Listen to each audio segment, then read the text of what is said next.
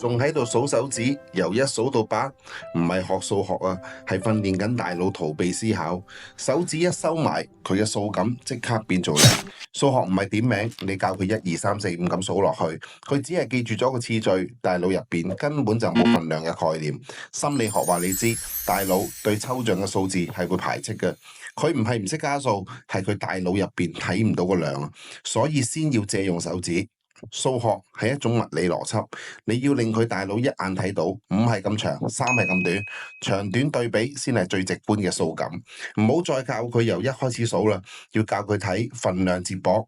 5呢嚿嘢吞咗3呢嚿嘢，合埋就係8咁長，呢種叫做空間吞併。用積木份量化，透過填充感取代點名感啊！當佢睇到10入邊裝咗5同3，仲有位剩喎，佢連減數都通埋㗎啦。